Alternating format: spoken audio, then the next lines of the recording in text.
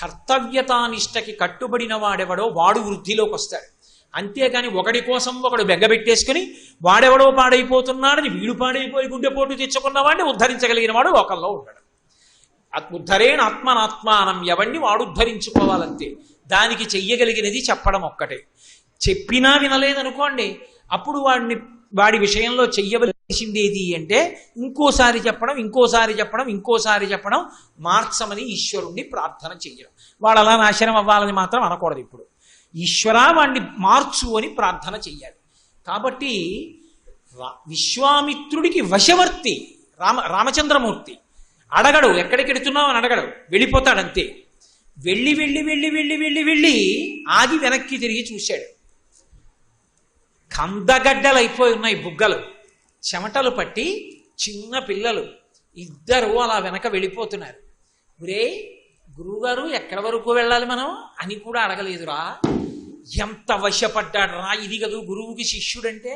శిష్యుడు అన్న మాటకు అర్థం ఏమిటంటే గురి కలిగిన వాడు. ఎవరి యందు నీకు ఆ గురి కలిగిందో వాడు నీకు గురువు అవుతాడు. గురువుగారు అని పిలవడానికి సైకిల్లో గాలి కొట్టమని కూడా పిలవచ్చు. ఓయ్ గురు సైకిల్లో గాలి కొట్టబోయ్ అని అంటే గురువు అవుతాడా? నీకు గురి కుదిరితే గురువు అవుతాడు. ఆయన నిన్ను ఉద్ధరిస్తాడన్న గురి నీకు కుదిరితే గురువు. నా వెంట ఎంత గురితో వచ్చారు వీళ్ళు. గురువుగారు ఎక్కడి వరకు వెళ్ళాలని కూడా అడగలేదు, పొంగిపోయాడంతే. పొంగిపోయిన గురువు ఏమివ్వగలడు అంటే ఏవివ్వగలడని అడక్కో, ఏవివ్వలేడని అడుగు. గురువే సంకల్పం చేస్తే ఇవ్వలేనిది లోకంలో లేదు. ఏవైనా ఇవ్వగలడు గురువు. అందుకే ఒక్కసారి పిలిచాడు రాముణ్ణి.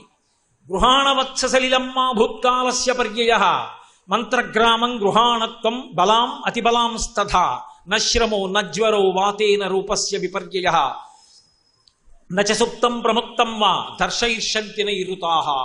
రామా ఆచమనం చెయ్యి, నీకు నేర్పుతున్నాను. సమస్తమైనటువంటి అస్త్రాల్ని మంత్రాలు ఉపదేశం చేసేస్తున్నాను. దేనికి ప్రీతి పొందాడు? తనని అనుగమించాడు, తన మీద అంత గురి ఉంది.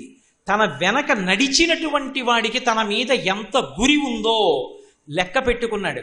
తనకి ఎంత లొంగి ఉంటాడో, తన పేరు గుర్తొస్తే ఆ అస్త్రం తీసి సంధించేటప్పుడు ఒక్కసారి విశ్వామిత్రుడు గుర్తొస్తాడు. ఇది గురువుగారు ఇచ్చిన విద్య.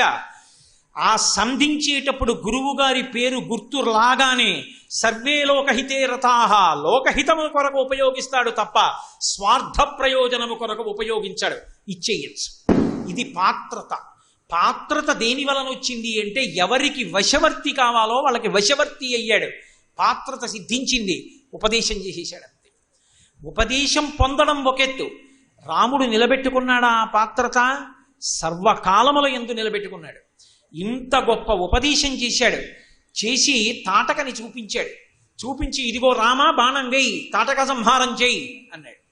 అంటే అనుమానిస్తున్నాడేమో, మొట్టమొదట ఆడదాన్ని చంపమంటున్నాడేమిటినా, ఇలా బాణం వెయ్యొచ్చా అని ధర్మాధర్మ వివక్ష చేస్తున్నాడేమో అనుమానం వచ్చింది విశ్వామిత్రుడికి. గురువు శాసకుడు. నృశంసమనృశంసం వా ప్రజారక్షణ కారణాత్ పాతకం వా సదోషం వా కర్తవ్యం రక్షతా సదా రాజ్యభార నియుక్తానాం దేశధర్మ సనాతన. గురువు మాట్లాడితే పడికట్టు. సింహగర్జన అంటారు భగవాన్ రమణులు. సింహ గర్జన ఎలా ఉంటుందో విశ్వామిత్రుడు అలా మాట్లాడతాడు. అసలు నాకైతే అనిపిస్తుంది బిఈడి చదువుకునే వాళ్ళందరికీ ఓసారి బాలకాండలో విశ్వామిత్రుడి మాటలు ఓసారి సిలబస్గా వేసి నేర్పాలని అని అనిపిస్తుంది. ఒక గురువు ఎలా మాట్లాడాలో అలా మాట్లాడతారు. నృశంసమరుశంసం వా, ఇది చెయ్యొచ్చా చెయ్యకూడదా? సదోషం వా పాతకం వా, ఇది దోషమా, దీనివల్ల పాపం వస్తుందా? ఇది కాదు రామా. రాజ్యభార నియుక్తానాం యశధర్మ సనాతన. లోకాన్ని పాడు చేస్తున్నటువంటి రాక్షసుల్ని సంహరించడానికి క్షత్రియుడిగా పుట్టి సింహాసనం మీద కూర్చునేటటువంటి ఉత్తరాధికారిగా పుట్టావు. కేవలం అంతఃపురాల్లో కూర్చోవడం, సింహాసనాల మీద కూర్చోవడం, పేరోలగాలు నిర్వహించడం, మృష్ణాన్న భోజనాలు చెయ్యడం, నర్తకీమణుల యొక్క నృత్యాలు చూడడం, పల్లకీలలో ఊరెరగడం కాదు. లోకము యొక్క హితము కొరకు ఎంతటి కార్యాన్నైనా చెయ్యవలసి ఉంటుంది. కాబట్టి నృశంసం అనుశంసం వా ప్రజారక్షణ కారణాత్ పాతకం వా సదోషం వా కర్తవ్యం రక్షతా సదా రాజ్యభార నియుక్తానాం యశధర్మ సనాతన. నేను చెప్పట్లేదు, ఏష ధర్మ సనాతన, ఇది సనాతనమైన ధర్మం రామా, వేయి బాణం. వెంటనే రాముడు అన్నాడు, చిన్న పిల్లవాడండి, ఏమి లొంగుబాటు, నేను తప్పకుండా బాణం వేస్తాను గురువర్య. ఎందుకు వేస్తానో తెలుసా? పితుర్వచన నిర్దేశాత్ పితుర్వచన కారణాత్ వచనం కౌశికస్యేతి కర్తవ్యమని శంకయ. ఓ బ్రాహ్మణ హితార్థాయ దేశస్యాస్య సుఖాయ చ తవ చైనా ప్రమేయస్య. మీకోసం, మా తండ్రి గారి కోసం ఈ బాణం వేస్తాను. ఎందుకని? మొట్టమొదటి నా గురువు నా తండ్రి. పితుర్వచన నిర్దేశాత్, నా తండ్రి మీతో పంపారు. నన్ను పంపుతూ విశ్వామిత్రుడు ఎలా ఆజ్ఞాపిస్తే అలా చెయ్యమని నాకు చెప్పకనే చెప్పారు. కాబట్టి నేను ఇప్పుడు చెయ్యనని అన్యథా ఆలోచన చేస్తే, చెయ్యనా చెయ్యకూడదా అని ఆలోచన చేస్తే నేను మొదట నా తండ్రిని అవమానించినట్టు. మీతో నా తండ్రి పంపాడు, నా తండ్రి ఏం చెప్పాడో అది నేను చేసేస్తాను. కాబట్టి పితుర్వచన నిర్దేశాత్ పితుర్వచన కారణాత్ వచనం కౌశికస్యేతి కర్తవ్యమది శంకయ. నాకు గురువైన మీరు చెప్పారు, తండ్రి వాక్కు గురువాక్కు పైన ఉండగా ఇక నేను ఆలోచించవలసిన విషయం ఏముంది? ఇక తప్పకుండా చంపేస్తాను. అంటే నీ స్వబుద్ధికి ఏమీ ఆలోచన లేదా రామా ఎందుకు చంపాలో? నీకుగా ఆలోచన ఏమీ లేదా ఎందుకు రాక్షస సంహారం చేయాలో? గోబ్రాహ్మణ హితార్థాయ దేశస్యాస్య సుఖాయ చ. బాలరాముడు చెప్పిన మాటలు వశిష్ఠుడు ఎంత పొంగిపోతాడంటే చదువు చెప్పినందుకు. గోబ్రాహ్మణుల హితం కోసం, లోకం కోసం చంపుతున్నాను ఈ రాక్షసిని అన్నాడు. ఏమి గోబ్రాహ్మణులకు వచ్చిన నష్టం ఏమిటి? ఆమె గోవుల్ని సంహరించి తినేస్తుంది, బ్రాహ్మణుల్ని చంపేస్తుంది. గోవు బ్రాహ్మణుడు ఉన్నారనుకోండి, లోకమునకు ఉపద్రవం వచ్చినా కాపాడతారు. లోకంలో వర్షాలు పట్టలేదు, వర్షాలు పడాలి, రుద్రంతో అభిషేకం చేయాలి. శ్రీకాళహస్తిలో మృత్యుంజయలింగం ఉంది, దాని గోడలు మూసేస్తారు. మూసేసి పైకెక్కి కూర్చుంటారు, చిన్న కిటికీ లాంటి దాంట్లో కూర్చుని శివలింగానికి సువర్ణముఖరీ నదిలోంచి నీళ్లు తెప్పించి కడవలతో అభిషేకం చేస్తారు. నీళ్లన్నీ ఆ పై అంచుకు తగిలేసి నిలబడిపోతాయి, శివలింగం మునిగిపోయి. అంతే, బ్రహ్మాండమైనటువంటి వర్షం పడుతుంది. ఆ రుద్రం చదవడానికి అక్కడ బ్రాహ్మణుడు ఉండాలా? వాడికి స్వరంతో నేర్చుకున్నవాడై ఉండాలా? ఓ యజ్ఞం చెయ్యాలంటే గోవు ఉంటే ఆ గోవు యొక్క ఆ పేడ తీసుకొచ్చి భూమి శుద్ధి కొరకు అలకాలా? ఆవు నేతితో హవిస్సు ఇవ్వాలా? ఆవు పెరుగు వాడాలా? గోవుకి ప్రదక్షిణం చెయ్యాలా? గోవు నుంచి వచ్చినటువంటి పంచగవ్య ప్రాశనం చేస్తే కదా పాపం అంతా పోతుంది కర్తకి. మరి గోవు బ్రాహ్మణుడు ఉంటే కదా లోకానికి ఉపద్రవాలు వచ్చినా, దేవతలకి ఆగ్రహం కలిగినా మళ్ళీ వాళ్ళని ప్రశాంత చిత్తుల్ని చేసి లోకంలో ఉన్న వాళ్ళందరికీ కావలసినటువంటి సుఖ సంపత్తులను కల్పించడానికి ఈ వేదాన్ని గోవుని ఆధారం చేసుకుని కదా యజ్ఞం జరుగుతోంది. వాళ్ళిద్దరూ లేకపోతే ఎలా జరుగుతుంది? వాళ్ళిద్దరినీ చంపేస్తున్న తాటకని చంపకపోతే లోకం ఎందుకు నిలబడుతుంది? అందుకు చంపేస్తున్నాడు. గోబ్రాహ్మణ హితార్థాయ దేశస్యాస్య సుఖాయ చ తవ చైనా ప్రమేయస్య వచనం కర్తుముచ్యత. మీరు చెప్పాక నేను ఆలోచించవలసిందే ఉంది, కాబట్టి చంపుతున్నాను. ఇది ఒక గురువు శిష్యుడికి పాఠం చెప్పడం చేత పొందేటటువంటి సంతోషం. వశిష్ఠుల వారు చెప్పారు కానండి, ఎందుకు చంపాలంటే నన్ను అడుగుతారేంటండి, మీరు చెప్పారు కాబట్టి నేను చంపుతున్నానండి అనలేదు. ఎందుకు తాను లొంగాడో, ఎవరికి లొంగాడో, ఎవరి మాట తనకి ఉద్ధారకమని నమ్మాడో వాళ్ళని నమ్మాలి. కర్ణుడు నమ్మాడు దుర్యోధనుడి మాట ఉద్ధారకమని. దుర్యోధనుడికి వశవర్తి కావాలని ఏం బాగుపడ్డాడు? చెట్టు చివరికి రథచక్రం భూమిలో దిగబడిపోయినా కూడా, పైకి ఎత్తుతున్నా కూడా ఆగకుండా, ఇక బ్రాహ్మణ శాపం ఎలాగో రథచక్రం పైకి ఎత్తలేడు. ఇన్ని తప్పులు చేసిన వాడు బ్రతికున్నంత కాలం పాండవుల పట్ల చెయ్యకూడని పనులు చేశాడు. అప్పుడు ఏ ధర్మం గుర్తు రాలేదు. చిట్ట చివర రథచక్రం భూమిలో కుంగిపోతే మాత్రం ధర్మాలన్నీ గుర్తొచ్చి అర్జునుడితో చెప్పాడు, ఆగాగు, ఇప్పుడు నువ్వు బాణం వేయకూడదు, ఇది ధర్మం కాదు, నేను రథచక్రం ఎత్తుతున్నానని.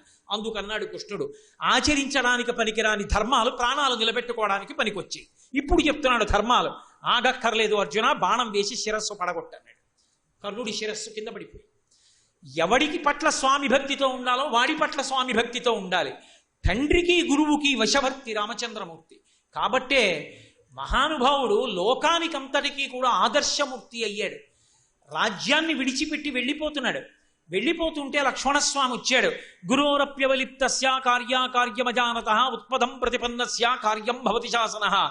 అన్నయ్య ఎంత గొప్పవాడైనా కానీ, తండ్రే కానీ గురువే కానీ, అన్నయ్య ఇంత వయస్సు వచ్చిన తరువాత ఇంకా కైకమ్మని పెళ్లి చేసుకుని కైకమ్మతో కామభోగాలు అనుభవించాలని తండ్రి కోరుకుని నీకు పట్టాభిషేకం చేస్తానని మాట ఇచ్చినటువంటి వాడు ఇవాళ మాట తప్పి ఏదో రాత్రి కైకమ్మ కోరింది నవపంచ వర్షాణి దండకారణ్యమాశ్రిత చీరాజన నిరాధారి రామో భవతు తాపస అభిషేక సమారంభో రాఘవస్యోపకల్ప్యతాం అనేనైవాభిషేకేనా భరతో అభిషిచ్యతాం 14 సంవత్సరములు రాముడు అరణ్యవాసం చెయ్యాలి, అదే ముహూర్తానికి భరతుడికి పట్టాభిషేకం చేసిందని కైకమ్మ కోరిందని వరాలిచ్చి నీకు రాజ్య పరిపాలన అప్పజెప్పకుండా ఉండడానికి ఈ రాజ్యం ఏమైనా దశరథ మహారాజు గారి ముల్లే? ధార్మికంగా నీకు రావలసిన రాజ్యం అన్నయ్య ఊను నా కోదండ విద్యా పాండిత్యాన్ని ప్రకటించి దశరథ మహారాజుని నిగ్రహించి ఇదే ముహూర్తానికి నీకు పట్టం కడతాను. రామచంద్ర ప్రభువు నవ్వి అన్నాడు, అసంకల్పితమే వేహ యదకస్మాత్ ప్రవర్తతే నివర్త్యారంభమారబ్ధం అనుదైవస్య కర్మతత్. నిన్న రాజ్యం ఇస్తానంటే నాన్నగారు, ఇవాళ ఇవ్వనంటే నాన్నగారు కాదా? ఒరే, నాన్నగారి మాటకి వశవర్తి అయి ఉండడం అంటే మనకి కలిసి వచ్చిందా కలిసి రాలేదా కాదు, తండ్రి గారి మాటకి మనం కట్టుబడ్డామా. అలాగని తండ్రి గారి మాటకి కట్టుబడ్డాము అంటే ఆయన ఎంత అధర్మం చెప్పినా కూడా చేసి ఇచ్చా? ఏదో ఇంగ్లీష్లో ఇన్ బిట్వీన్ ది లైన్స్ అంటారు. అది రాముడి యొక్క గొప్పతనం. తండ్రి అయినా సరే ఎక్కడైనా పొరపాటు పడుతున్నాడు అనుకోండి, ఆప్యాయత పైకొచ్చేసి ఆప్యాయత చేత చెప్పకూడని మాట చెప్తున్నాడు అనుకోండి, తండ్రిని దిద్దుతాడు రాముడు. ఎప్పుడూ శాస్త్రాన్ని దృష్టిలో పెట్టుకుంటాడు, గురువుని దృష్టిలో పెట్టుకుంటాడు, ధర్మాన్ని దృష్టిలో పెట్టుకుంటాడు. అందుకే అసలు శ్రీరామాయణంలో గొప్పతనం ఎక్కడుందంటే రాముడు ఎప్పుడూ సంతోషంగా ఉంటాడు, పైకి ఏడుస్తున్నట్లు కనపడతాడు. రాముడు ఎందుకు సంతోషంగా ఉంటాడంటే ఇవాళ సీతమ్మ పక్కనుందని సంతోషంగా ఉండడు, సీతమ్మని రావణుడు ఎత్తుకుపోయాడని సంతోషంగా ఉండకుండా ఉండడు. రాముడు సంతోషంగా ఉండడానికి కారణం ఇవాళ నేను చెయ్యవలసిన ధర్మం చేశానా లేదా, ధార్మికంగా జీవించానా, ఎప్పుడైనా ఎక్కడైనా ధర్మం వదిలేశానా, ధర్మాన్ని పక్కన పెట్టి నా స్వకార్యం చూసుకున్నానా? అలాంటి సంఘటన ఏదైనా ఉంటే రాముడు ఏడవాలి. రాముడు రామాయణంలో అలా ఏడవలేదు. నా ధర్మం ఇవాళ పోయిందని రాముడు ఏడవలేదు. అంటే రాముడికి ఏడవలసిన అవసరం అసలు రాలేదు. రాముడి సంతోషమంతా ధర్మానుష్ఠానమే. నేనిప్పుడు ఈ దేశమునందు ఈ కాలమునందు చెయ్యవలసిన కర్తవ్యమును నేను చేశానా, ఆ ధర్మము చేత సంతోషిస్తాడు. రాముడికి సుఖమే కావాలి, ఏడుపు అక్కర్లేదనుకుంటే సుందరకాండ యుద్ధకాండ అక్కర్లేదు. వాలితో స్నేహం చేసుకుంటే చాలు. వెంటనే ఆనాడు వాలి రావణాసురుడికి కబురు చేసి ఎక్కడ ఉన్నవాడిని కూడా ఆజ్ఞాపించి సీతమ్మని ఇప్పించేయగలడు. వాళ్ళిద్దరి మధ్య అటువంటి సంధి ఉంది. కానీ ధర్మస్పర్శ లేనటువంటి వాలిని సంహరించి సుగ్రీవుడికి పట్టాభిషేకం చేసి సుగ్రీవుడు పంపినటువంటి దూతల చేత అన్వేషింపబడి కనుగొనబడినటువంటి సీతమ్మ తల్లిని చేరడానికి సముద్రానికి చేతువు కట్టి సముద్రాన్ని దాటి లంకాపట్టణానికి వెళ్ళి యుద్ధకాండ అంతా కూడా నిలబడి యుద్ధం చేసి రావణ సంహారం చేసి సీతమ్మని తీసుకురావడానికి ఇష్టపడ్డాడు తప్ప పోన్లేదో మనకెందుకు వచ్చింది అన్నదమ్మల కొడుకు సుగ్రీవుడు ఎలా పోతే నాకెందుకు వాలితో స్నేహం చేసి సీతమ్మని నేను తీసుకెళ్ళిపోతాను, నా కార్యం అయిపోవాలని రాముడు అనుకోలేదు. రాముడు ఏడవవలసిన రోజంటూ ఏదైనా వచ్చి ఉంటే నిజంగా గుండెలు బాదుకు స్పృహ తప్పి ఏడవవలసింది ఏదైనా ఉంటే ఆయన ధర్మం తప్పిపోతే. 24,000 శ్లోకాల్లో రాముడు ఇప్పుడు నేను ధర్మం తప్పాను, నా జన్మ ఎందుకని ఏడవలేదు. అంటే రాముడికి ఓదార్పంతా ఎక్కడుంది అంటే ఆయన ధర్మానుష్ఠానమనందు. నేను ధర్మాన్ని పట్టుకున్నానా లేదా, ఇదొక్కటే ఆయన జీవితంలో. అందుకే ఆయన దేనికి వశపడ్డాడంటే శాస్త్రమునకు వశపడ్డాడు. ధర్మము దేని చేత చెప్పబడుతుంది? ఇది చెయ్యవచ్చు, ఇది చెయ్యకూడదు, విహిత కర్మ నిషిద్ధ కర్మ, ఈ రెండు శాస్త్రం చెప్తుంది. శంసనాత్ శాసనాత్ ఇది శాస్త్రం. ఆ శాస్త్రము గురువు చేత ప్రోక్తం, ఆయన చేత చెప్పబడింది. గురువు చెప్పిన శాస్త్రం మీద ఎందుకంత నమ్మకం? గురుభక్తి. గురువు మీద భక్తి చేత అంత లొంగిపోయాడంతే రాముడు. ఆ లొంగుపాటు మీకు శ్రీరామాయణం అంతటా కనపడుతుంది. అందుకే రామాయణంలో అమ్మ కట్టి ఇచ్చిన సద్దెన్నపు మూట అని పిలుస్తారు ఆ శ్లోకాన్ని. రాముడు ధర్మం ధర్మం ధర్మం అని, నేను వెళ్ళిపోతాను అరణ్యవాసానికి, నేను ఉండను కోసల రాజ్యంలో, నేను ఉండను అయోధ్యలో అంటే కౌసల్యామాత ఒక మాట అంది రామచంద్రమూర్తితో, ధృత్యాత నియమేనచ సవై రాఘవశార్దూల ధర్మస్వాం అభిరక్షతు. ఓ రామ, ఏ ధర్మము రక్షిస్తుందని నువ్వు ధృతితో నియమంతో పట్టుకుని ఆచరిస్తున్నావో ఆ ధర్మము ఇంతకాలము ఆచరించడానికి కాలము అనుకూలము. అనుకూలమైన కాలమునందు ధర్మం ఆచరించడం గొప్ప కాదు. నా ఇంట్లో నేనుండి సంధ్యావందనం చేయడం గొప్ప కాదు. నేను కారులో వెళ్ళిపోతున్నా ప్రదోష వేళైతే ఎలా ఉన్నవాణ్ణి అలా అవసరమైతే నీళ్లు లేకపోయినా దోషిళ్లతో మట్టెత్తి అర్ఘ్యం ఇచ్చాననుకోండి సాయంకాలం, ఆనాడు నేను ధర్మముక్తి. కాలము ప్రతికూలముగా నిలబడిన నాడు కూడా నువ్వు ధర్మాన్ని పట్టుకోగలవా? రామ ధృత్యాచ నియమేన చ సవై రాఘవశార్దూలా ధర్మస్వామభిరక్షతో. ఆ ధర్మమునందు నీకు అంత అనురక్తి ఉంది, అది పట్టుకుంటానంటున్నావు. కానీ ఇప్పుడు నీకు పరీక్షలు వస్తాయి, ఇప్పుడు నీకు కాలం అనుకూలము కాదు. ఇప్పుడు కూడా ధర్మాన్ని పట్టుకోవాలన్న నీ కోరిక అలాగే నిలబడుగాక. నిలబడి నీవు అనుష్ఠించిన ధర్మము నీకు రక్ష కల్పించుగాక. అది కౌసల్య పెట్టిన రక్ష. రామాయణం చదువుకోండి చదువుకోండి అని ఎందుకు చెప్తారంటే, ఈ దేశంలో సనాతన ధర్మం నిలబడేటట్టు చెయ్యగలిగిన వాళ్ళు సన్యాసులు కారు. సన్యాసులేదో ధర్మాన్ని నిలబెడతారు అంటే నమ్మని వాళ్ళల్లో నేను మొదటి వాణ్ణి. సన్యాసులు కాదు ధర్మాన్ని నిలబెట్టేవాళ్ళు. ధర్మాన్ని నిలబెట్టగలిగినటువంటిది ఇల్లాలు. కన్న తల్లి నిలబెడుతుంది. నా కడుపున పుట్టిన కొడుకుని పిలిచి నా భార్య, నాన్న బొట్టు పెట్టుకోకుండా ఉండకూడదురా, బొట్టు పెట్టుకో నాన్న అందనుకోండి. వాడు బొట్టు పెట్టుకోకుండా ఉండడు. నాన్న ఈయన రాముడు రా, ఆయనకి దండం పెట్టు, ఆయనకి నమస్కారం చేసి పాలు తాగరా, ఆయన అనుగ్రహంతో వృద్ధిలోకి వస్తావురా అందనుకోండి.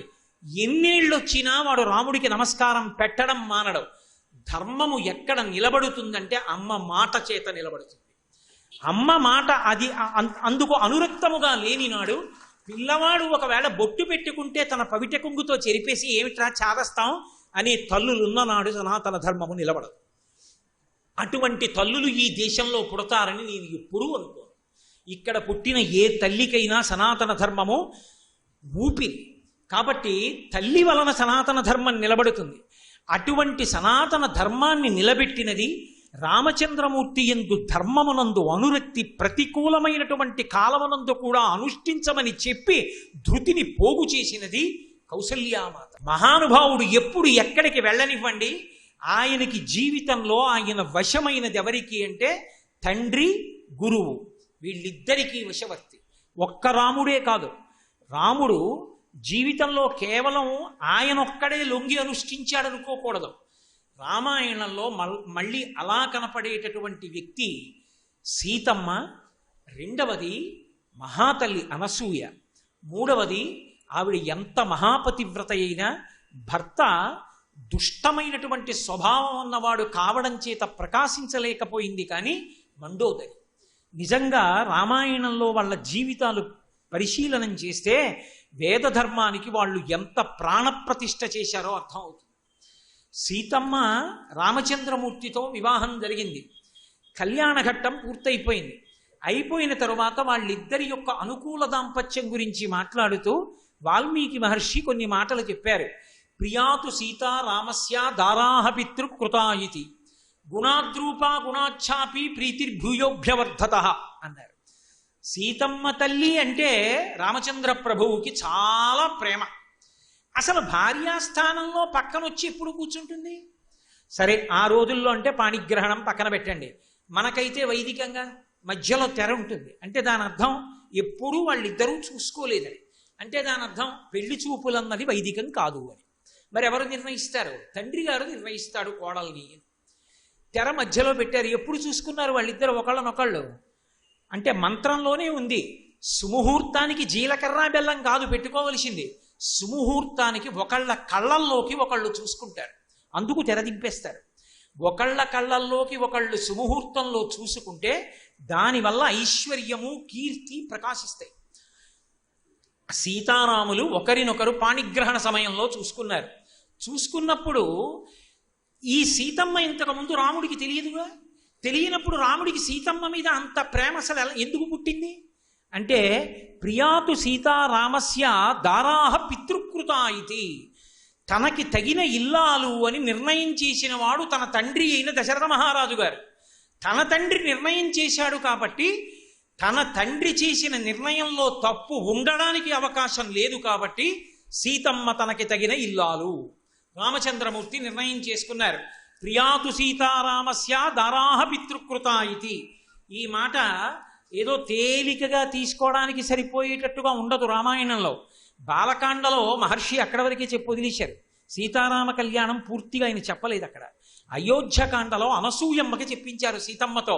ఎవరు అసలు అది వినడానికి యోగ్యులో వాళ్ళకి చెప్పాలి. ప్రతి వాళ్ళకి ఎందుకు ఆ విషయాలు సీతమ్మ చెప్పడం? అందుకే సీతమ్మతో చెప్పించాల. మళ్ళీ ఇంకోసారి సీతారామ కళ్యాణం అయోధ్యకాండ చివరిలో చెప్పించారు. ఎందుకని? అనసూయమ్మ అప్పటికి అరణ్యవాసానికి వచ్చిన సీతమ్మని ఒక మాట అడిగింది. సీత, లోకంలో అందరు ఆడవాళ్ళు సుఖపడాలనుకుంటారు కదా, నీ భర్త పరమధర్మాత్ముడు కదా, అంతటి కోదండ విద్యా పారంగతుడు కదా, అసలు ధార్మికంగా యవ్వరాజ్య పట్టాభిషేకానికి అర్హుడు కదా, అటువంటి వాడు ఎప్పుడో ఒక రాత్రి వేళ తన యొక్క ముద్దుల భార్యకి తన తండ్రి గారు మాట ఇచ్చి రాజ్యాన్ని భరతుడికి ఇచ్చేశానంటే, తండ్రిని ధర్మమునందు నిలబెట్టడం కోసం తాను వెళ్ళిపోతాను అరణ్యవాసానికని బయలుదేరి వచ్చేశాడు కదా, మరి అలా వచ్చేస్తే నీకు మనసుకి ఖేదం కలగలేదా? అయ్యో మా ఆయన అలా ఎందుకు చేశారని నీకు అనిపించలేదా అని అడిగింది. అడిగితే ఆవిడంది, అమ్మా, లోకంలో సురాపానం చేసి వచ్చి హింసించే భర్తలు కూడా ఉంటారమ్మా. ధర్మానికి కట్టుబడి ధర్మానికి ప్రాణప్రతిష్ఠ చెయ్యడానికి, మామగారిని ధర్మమునందు నిలబెట్టడానికి, మామగారిచ్చిన మాట సత్యమవడానికి తాను అరణ్యవాసానికి వెళ్ళాలని వచ్చినటువంటి భర్త నా భర్తమ్మ. అటువంటి భర్త దొరికినందుకు పొంగిపోతున్నాను తప్ప ఏవో లౌకికమైన భోగములు దొరకలేదని నాకు కష్టం ఎక్కడుంది తల్లి? నా జీవితంలో నాకు సంతోషం అన్న మాటకి కారకం పైన ఉన్నటువంటి విశేషాలు కాదు. పైన దొరికిన వస్తువుల వలన నేను సంతోషించను. నాకు సంతోషం దేనివల్ల తెలుసా? రాముని పక్కన ఉండడం వల్ల. రాముడు పక్కనుంటే నాకు అన్నీ ఉన్నట్టే. రాముడు అక్కడ పక్కన లేకపోతే ఎన్ని ఉన్నా లేనట్టే. అందుకే సుమంత్రుడు తిరిగి వచ్చి చెప్పాడు, బాలేన రమతే సీత బాలచంద్ర నిభానన రామ రామే హృదీనాత్మ విజనేపి వనేసతి అన్నాడు.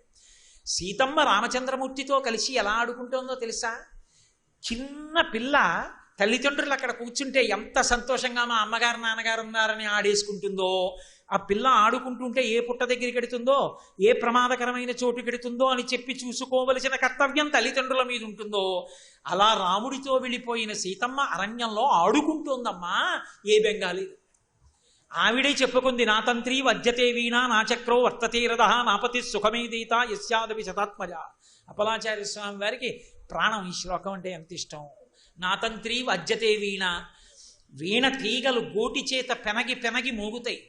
వీణ తీగలను మోగుతున్నాయి అనరు, వీణ మోగుతోందంటారు. నా చక్రో వర్తతే రథ. రథచక్రాలు నడుస్తూ ముళ్ళ మీద అశుద్ధం మీద కూడా నడుస్తాయి. రథచక్రాలు పెడుతున్నాయి అనరు, రథం పెడుతోందంటారు. నా చక్రో వర్తతే రథ. భర్త లేని నాడు సుఖమన్న మాటే లేదు జీవితంలో. తన మాట పాటించేటటువంటి 1000 మంది పుత్రులు తన కడుపున పుట్టి తాను నిద్ర లేచి కాలు కింద పెట్టి నడుస్తున్నప్పుడు పుత్ర సహస్రము తమ అరచేతులు నేల మీద పెట్టి అరిచేతులలో కాళ్ళు వేయించుకుని తల్లిని నడిపించగలిగినంత మాతృభక్తి పరాయుడులైనటువంటి కుమారులు 1000 మంది ఉండడం వల్ల కలిగేటటువంటి సుఖం కన్నా భర్త ఉండడం వల్ల ఉండేటటువంటి సుఖం లెక్క పెట్టడానికి వీలు లేనిది. అంత గొప్పవాడు భర్త అంటే. రామా, నీవు లేని సుఖం నాకెక్కడున్నది? నువ్వు ఉన్నది అయోధ్య, నువ్వు లేని నాడు అరణ్యం. నువ్వు ఉన్నది అరణ్యమైన అయోధ్య, నువ్వు లేని అయోధ్య అరణ్యం. నీతో వస్తాను రామా అందావిడ. అంతటి ఆవిడ భర్తకి వశవర్తి, ఆవిడ భర్తకి వశం అవుతుంది. అంతేకాని తన సుఖం తాను చూసుకోదు. సీతమ్మ నాకు సుఖము అన్న మాట ఎప్పుడు అనదు. ఆవిడేమిటి, సనాతన ధర్మంలో ఏ ఆడది అనదు. ఎప్పుడైనా ఎవరైనా సరే అనే మాట ఏమిటంటే, ముందు నా అత్తవారింటి వారు సుఖంగా ఉండాలి, తర్వాత నా పుట్టింటి వారు సుఖంగా ఉండాలి. మరి తన సుఖం వేరుగా ఉండదు, వాళ్ళ సుఖం తన సుఖం. ఈ విశాల హృదయం ఆడదానికి ఉంటుంది. అందుకే ఆమె తనకి కష్టము అన్న మాట ఎక్కడా అనలేదు.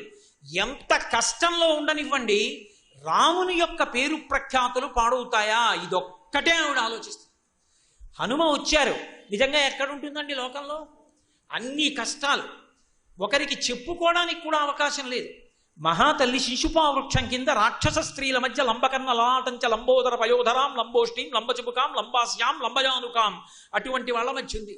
అటువంటి వాళ్ళ మధ్య ఉండగా హనుమ వచ్చి, అమ్మా ఎందుకమ్మా బెంగ పెట్టుకుంటావు? నిన్ను తీసుకెళ్లి ప్రస్రవణ పర్వత శిఖరముల మీద కూర్చున్న రామచంద్రమూర్తి పాదార విందముల ఎందు సమర్పించి కృతకృత్యుడనవుతాను, వచ్చినా భుజం మీద కూర్చోమ్మా అన్నారు. సూర్యే చాస్తంగతే రాత్రౌ దేహం సంక్షిప్య మారుతి వృషధం చకమాత్ర సంభూవ అద్భుతదర్శన అని కదా సుందరకాండ. బొటన వేలంతున్నారు. ఇంత చిన్నవాడివి నీకో భుజం దాని మీద నేను కూర్చోనా హనుమాన్ పక్కన నవ్వింది అమ్మవారు. సర్వం శ్రీ ఉమామహేశ్వర పరబ్రహ్మార్పణమస్తు. స్వస్తి.